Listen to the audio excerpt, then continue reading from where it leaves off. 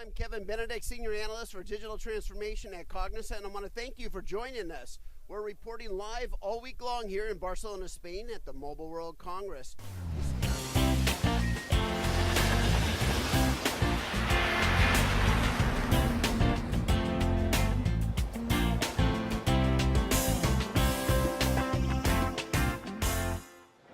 Hello, this is Kevin Benedict, Senior Analyst for Digital Transformation, reporting live this week from Barcelona, Spain, here at the Mobile World Congress 2014. And I have the privilege of spending time with SAP's Dinesh Sharma, who's the Vice President of Product Marketing for the Internet of Things. That's a hot market to be in, Dinesh. Yes, it is. And so, it's a good opportunity for us to be able to talk to you about what we're doing here. Over the last few years, there's a lot of discussion around M2M, device connectivity, and what we're going to be able to do, and all these different things can talk to one another. What we see at SAP is the value of that is somewhat limited. What we really need to do is how do we take that data and help enterprises make sense of that data and use it to drive operational efficiencies, essentially, which will make them more profitable.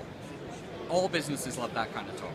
And so what we see with IoT is it uses M2M as an enabling technology, connects the information together, but then it requires input and analytics to allow us to determine what to do with that information. And would you happen to know any good analytics? So obviously, we at SAP, number one in world analytics. One of the things that's really significant is, as most people know, is SAP has put a lot of emphasis on the HANA in-memory database. One of the key attributes of the in-memory database is a real-time capability. So it doesn't take a lot to be able to figure out that to do Internet of Things, to do things contextually, understanding them in real time is important. So it doesn't really buy you anything to understand that a product has been there's been an error on the production line 20 seconds later.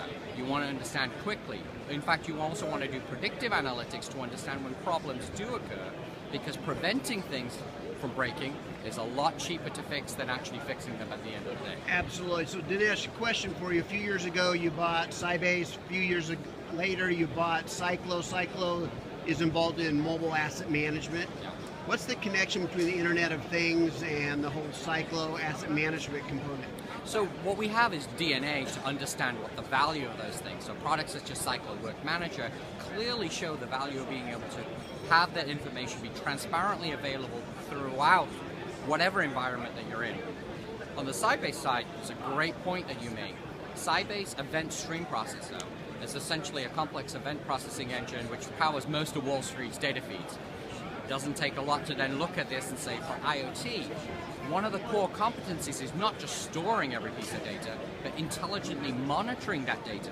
And ESP is a phenomenal asset, which is central to our IoT strategy moving forward, to be able to look at data, look at it in a windowed environment, analyze it, and be able to only store the things which we think are important, and then take action on the things that are important. So, I'm actually grateful on the product marketing side is that we did acquire Sybase a few years ago, because ESP is a phenomenal asset, and as I said, a central part of what our strategy is as far as Internet of Things is concerned. Very good. So for the last few years I've been writing that there's going to be a convergence between enterprise mobility and mobile platforms and the Internet of Things. Yeah. Would you agree with that? And if so, in what ways? Yeah, so what we see is mobile first is a common refrain you hear from SAP all the time.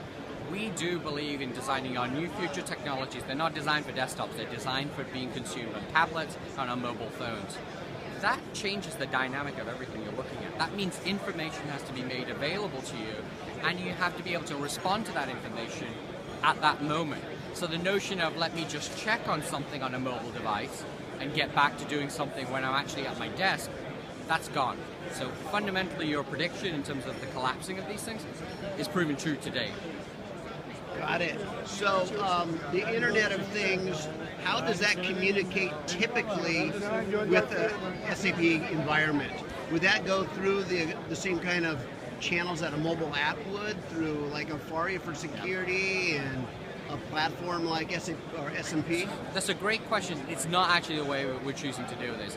One of the things that we've seen when we've talked to our major customers is IoT it's great collecting the data. In fact, people kind of characterize it in a way that we're collecting this data from IoT, from these connected devices, and it's an ever-increasing can of data.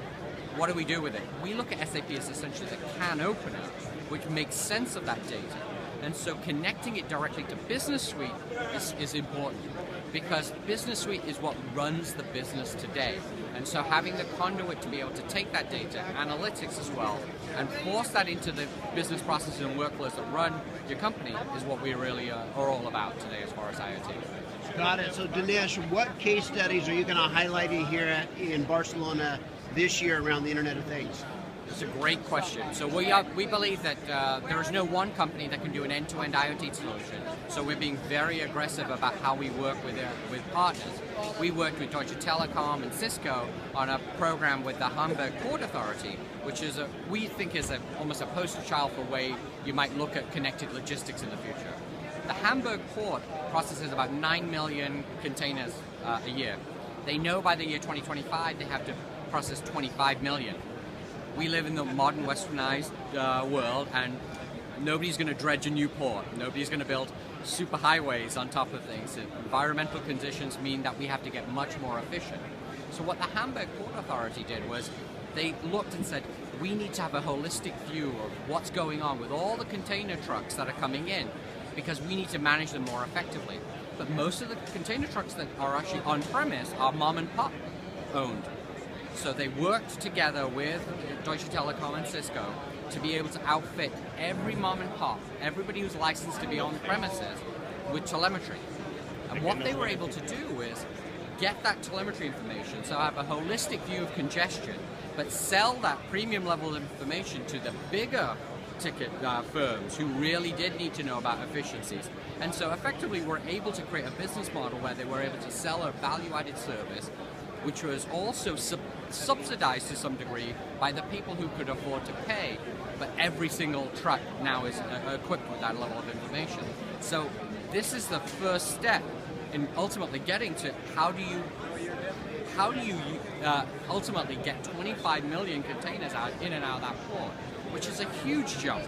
And this is obviously quite common. There's other major ports in the world. Hamburg happens to be the second busiest port in Europe. So we see a lot of these common connected logistics or asset management or remote service and maintenance seem to be where most enterprises are investing time, money, and resources for IoT today.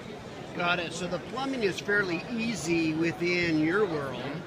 You can get the data in. It's all about making meaning out of the data once it's on board. Absolutely. And then applying that toward a business process for efficiency. Yeah.